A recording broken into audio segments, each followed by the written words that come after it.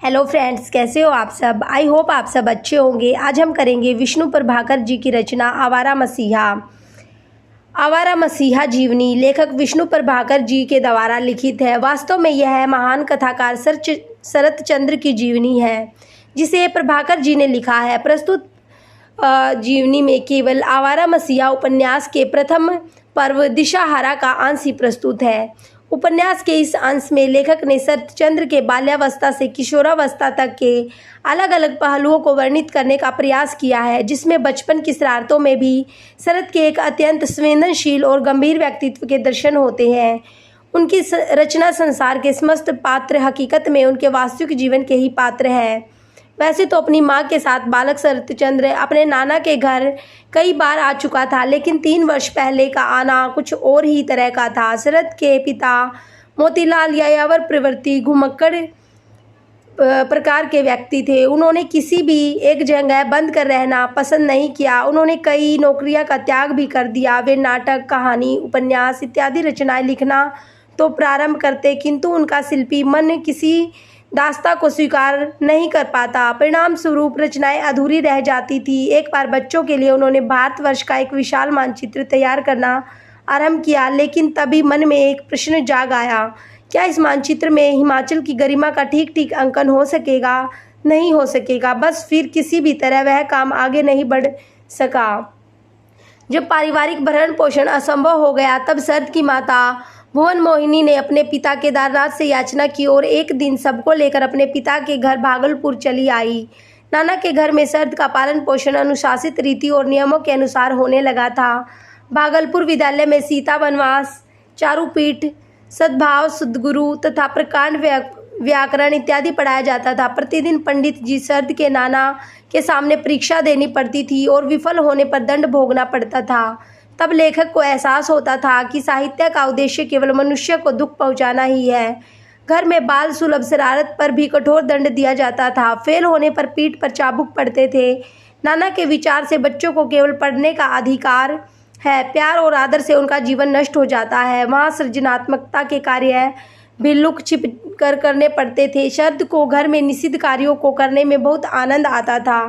निषिद्ध कार्यों को तो करने में उन्हें स्वतंत्रता का तथा जीवन में तरोज ताजगी का एहसास होता था। शरत के नाना लोग कई भाई थे और संयुक्त परिवार में एक साथ रहते थे। मामाओं और मौसियों की संख्या काफ़ी थी। उनमें छोटे नाना अघोरनाथ का बेटा मणिंद्र शरत का सहपाठी था।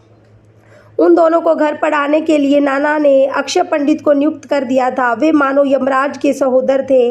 मानते थे कि विद्या का निवास गुरु के डंडे में है, इसलिए बीच बीच में सिंह गर्जना के साथ साथ रुदन की क्रूण ध्वनि भी सुनाई देती थी। शरत को पशु पक्षी पालना, तितली पकड़ना, उपवन लगाना, नदी या तालाब में मछलियाँ पकड़ना, नाव लेकर नदी में सैर करना और बाग में फूल चुराना अति प्रिय लगता था। शरत और उनकी पिता मोतीलाल दोनों के स्वभाव में काफ़ी समानताएं देखने को मिलती है। दोनों साहित्य प्रेमी, सौंदर्यबोधी, प्रकृति प्रेमी, संवेदनशील तथा कल्पनाशील और यायावर घुमक्कड़ प्रवृत्ति के थे।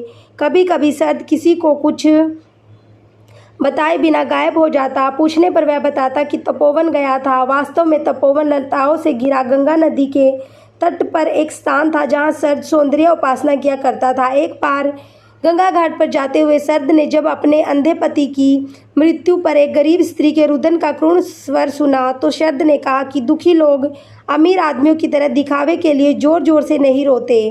उनका स्वर तो प्राणों तक को भेद जाता है। यह सचमुच का रोना है। छोटे से बालक के मुख से रुदन की अति सूक्ष्म व्याख्या सुनकर अघोरनाथ के एक मित्र ने भविष्यवाणी की थी कि जो बालक अभी से रुदन के विभिन्न रूपों को पहचानने का एहसास रखता है, वह भविष्य में अपना नाम ऊंचा करेगा। अघोरनाथ के मित्र की भविष्यवाणी बिल्कुल सच साबित हुई। शरत के स्कूल में एक छोटा सा पुस्तकालय था। मज़े की बात यह है कि शरत ने पुस्तकालय का सारा साहित्य पढ़ डाला था। व्यक्तियों के मन के भाव को जानने में शरत को महारत हासिल थी, परंतु नाना के घर में उसकी प्रतिभा को पहचानने वाला कोई न था। शरत छोटे नाना की पत्नी कुसुम कुमारी को अपना गुरु मानते रहे। नाना के परिवार की आर्थिक हालत खराब होने पर शरत के परिवार को देवानंदपुर लौटकर वापस आना पड़ा। मित्र की बहन धीरू कालांतर में देवदास की पारो, श्रीकांत की राजलक्ष्मी, बड़ी दीदी की माधवी के रूप में उभरी। वास्तव में शरद में कहानी गढ़कर सुनाने की जन्मजात प्रतिभा थी। शरद को कहानी लिखने की प्रेरणा अपने पिता की अलमारी में रखी हरिदास की गुप्त बातें और भवानी पाठ जैसी पुस्तकों से मिली थी। जब इस अलमारी में शरद अपने पिता की लिखी कुछ अधूरी रचनाओं को देखा तो उन्हें रचनाओं के माध्यम से शरद का लेखन मार्ग प्रशस्त हुआ। उसे लिखने की प्रेरणा मिली, बल्कि शरद ने अपनी रचनाओं में अपने जीवन से जुड़ी कई घटनाओं एवं पात्रों का सजीव चित्रण करने का प्रयास किया है।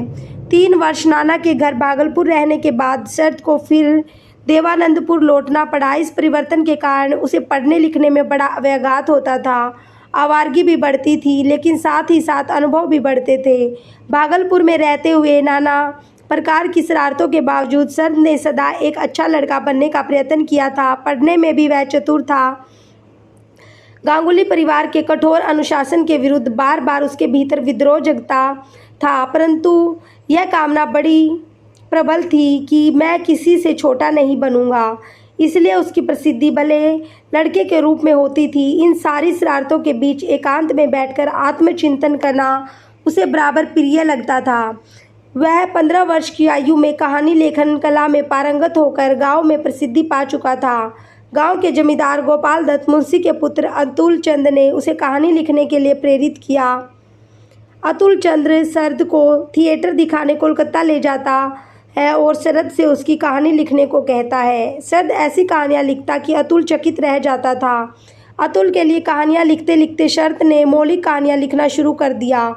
शरद का कुछ समय डेहरी आन सोन नामक स्थान पर बीता। शरद ने ग्रहदाह उपन्यास में इस स्थान को अमर कर दिया। श्रीकांत उपन्यास का नायक श्रीकांत स्वयं शरद है। काशी कहानी का नायक उनका गुरु पुत्र था, जो शरद का घनिष्ठ मित्र था। लंबी यात्रा के दौरान परिचय में आई विधवा स्त्री को लेखक ने चरित्रहीन उपन्यास में जीवंत किया है। विलासी कहानी के सभी पात्र कहीं न कहीं लेखक से जुड़े हैं। सुबदा में हारून बाबू के रूप में अपने पिता मोतीलाल की छवि को उकेरा है। तपोवन की घटना ने शरद को सौंदर्य का उपासक बना दिया। इसी यातना की नींव में उसकी साहित्य साधना का बीजारोपण हुआ।